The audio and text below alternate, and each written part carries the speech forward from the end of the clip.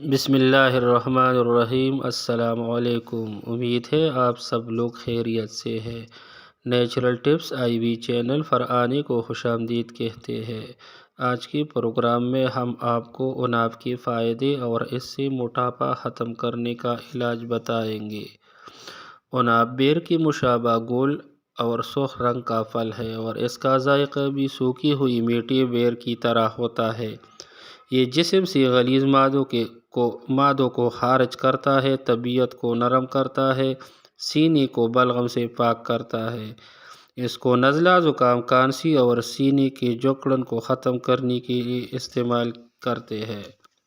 اس کے علاوہ یہ امراض فساد خون مثلاً خون کی صفائی، آتش، خارش، پوڑے، پھنسیوں اور دیگر امراض جلد میں کام آتا ہے۔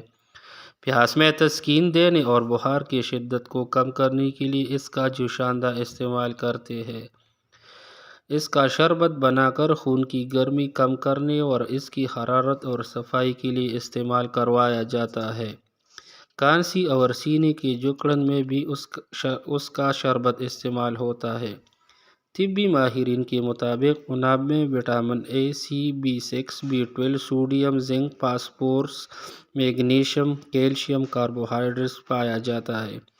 یہ پھل کچا بھی کھایا جاتا ہے لیکن پکانے اور سکھانے سے اس کی افادیت میں اضافہ ہو جاتا ہے۔ عناب کے عرق میں خون کو صاف کرنے کی صلاحیت موجود ہوتی ہے۔ یہ خون کی بیماریوں کے خلاف لڑنے میں مدد دیتا ہے۔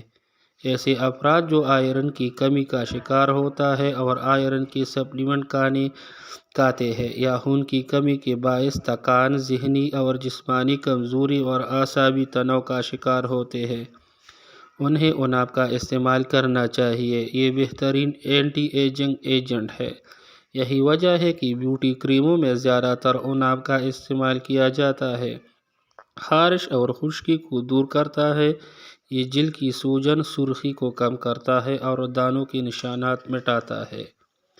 چلتے ہیں نسخے کی طرف۔ عناب 5 دانے، منقع 5 دانے، لونگ 5 عدد، دار چینی 2 بڑے ٹکڑے اور 1 لیموں بڑے سائز کا لیں۔